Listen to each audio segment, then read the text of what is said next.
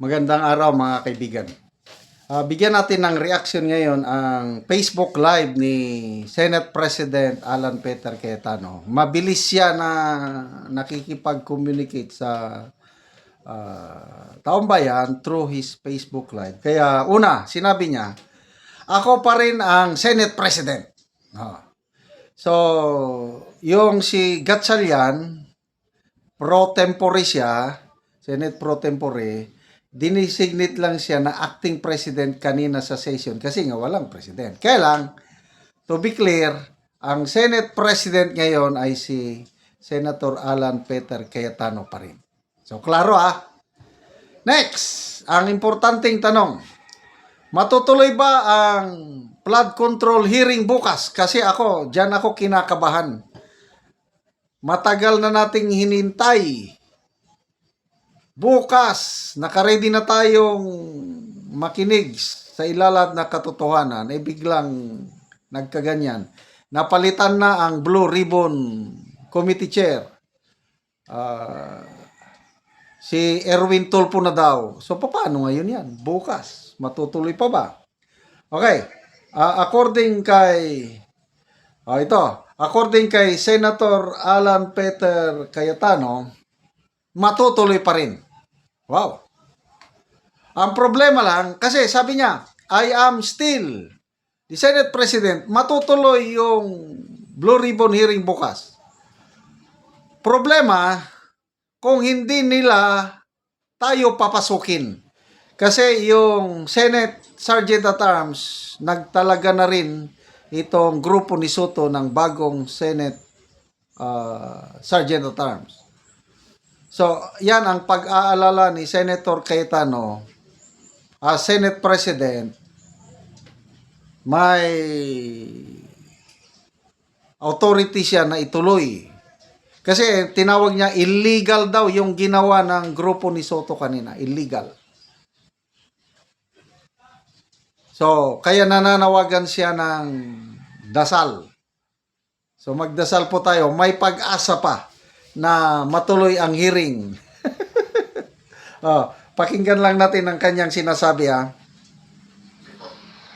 Ang nakalagay sa konstitusyon ng Pilipinas, pwedeng mag-conduct ng business ang Senado by a majority of all its members. Ang majority po ng 24 ay 13 po. 13 po ang numero. Yung sinasabi po nilang kaso, yung po ay ibang-iba. Nag-adjourn po kami nung nag-walk out sila. So that means they have to call the roll at kailangan 13. Yung binabanggit nilang kaso po, hinahamon ko lahat ng abogado. It is not applicable.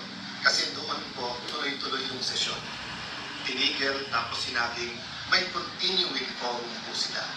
Tayo po, malinaw na malinaw sa records, ay nag-adjourn last Tuesday at sinabi na tayo ay muling magre-resume ng alas 5 ng Lunes. So, what is the point of going through this? The question we have to ask ourselves is that, is the Constitution but a piece of paper to this administration? Has the judiciary ceased to function? Wala na bang Senado? Yun na po ba ang pananaw ng ating administrasyon? Ang tingin ba po ng 12 senador ay basta't kakampi mo ang Malacanang ay wala ng batas? Kung titingnan niyo po ang Rule 1 and 2 ng Senado, na ayon to sa Philippine Constitution, para i-elect ang Senate President at ang Senate President pro tempore, ay kailangan po 13. So paano po nila alisin si Senator Loren Legarda kung 12 lang po sila? At mapapakita po sa inyo na gusto nilang i-control ang premises ng Senado at gusto po nilang hindi mag-hearing ang Blue Ribbon Committee bukas sapagkat ay binasa po nilang rule para magkaroon po ng acting Senate President. Kailan po ba pwede magkaroon ng acting Senate President? Babasahin po sa inyong rule. Sabi po, in cases specified in subparagraph C of Section 4 of the rule, the President pro tem shall serve as acting president until the Senate shall have elected a new president. Hindi po sila maka-elect ng new president dahil wala po silang 13. Ulitin ko po, pag may 13 po sila, ako pa mag-vote sa kanila. Bibilisan ko po na ibibigay sa kanila. Wala po silang 13. So ano yung rule po? The President pro tempore shall discharge the powers and duties of the President in the following cases, A, B, C. But she or he shall only become acting President in the case of subsection C, which says, in the event of resignation, hindi po tayo nagre-resign. Removal, hindi po nila ako naalis. Death, buhay pa naman po siguro ako, hindi po AI ito. Hindi po AI ang kumakausap sa inyo ngayon, buhay pa ho ako. Absolute incapacity, siguro naman po nakikita nyo, nakakapag-isip po ako, nakakapagsalita po ako.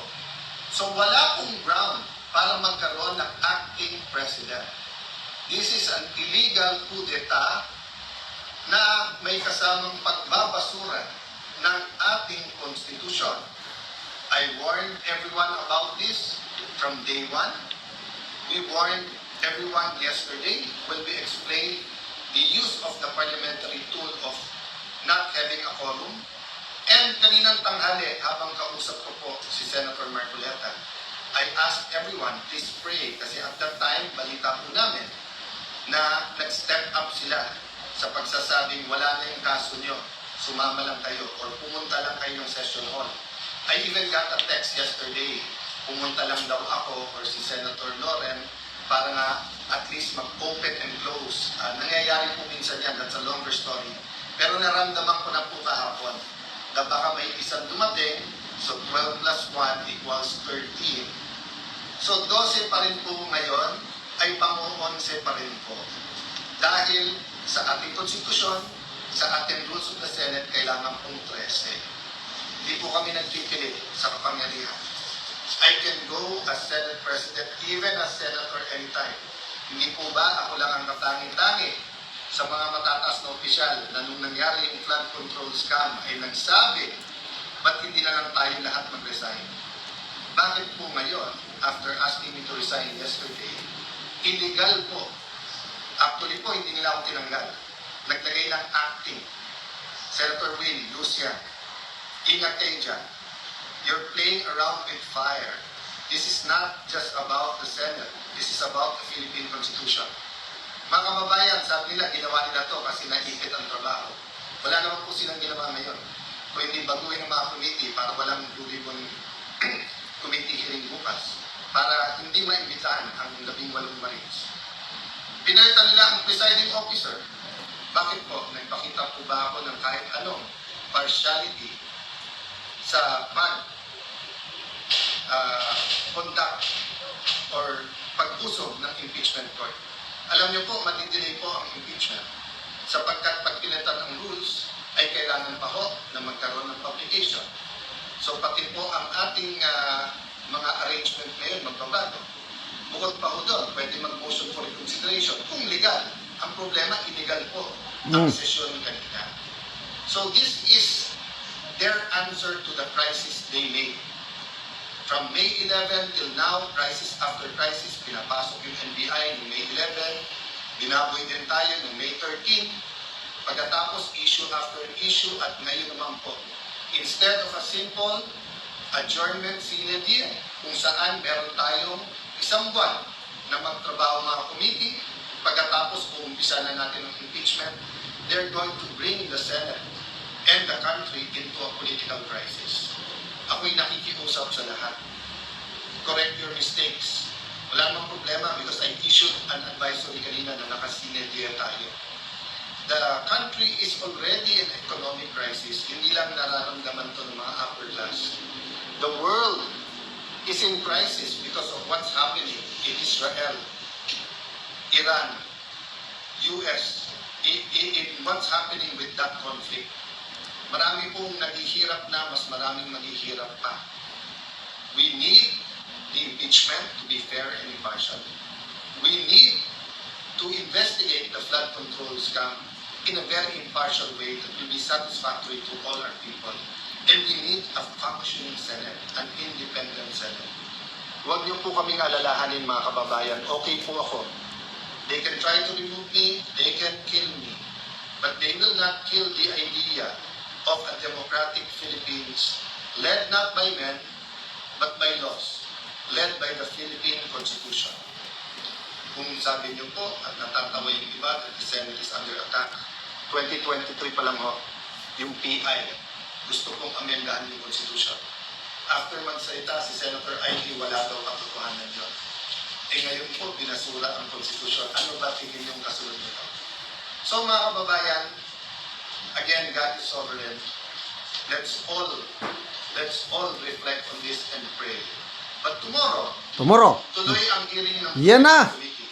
I am still Tuloy. legitimate, legal, moral Senate President of the Republic of the Philippines. There is still functioning committees. We have to hear the testimonies. Invited po, pati po, yung mga gumawa ng illegal ngayon. You can try to stop us, but you will be stopping the Filipino people. So sa ating mga kababayan who wants to pray or have a prayer vigil sa Senado bukas, pumunta po kayo. Pag hindi po kami pinapasok, sama-sama na po tayo outside the Kulambo. Ang problema po, pag in-outside nyo the Kulambo, ang mga legitimate leaders ng Senado, para nyo na pong sinabing sinunog nyo po ang Philippine Constitution. Sana nga po, tonight, makapag-isip-isip ang mga gumagawa nito. Again, sincerely po, we pray for all of our leaders and we tell everyone here, let's pray for our country and may God. Yon.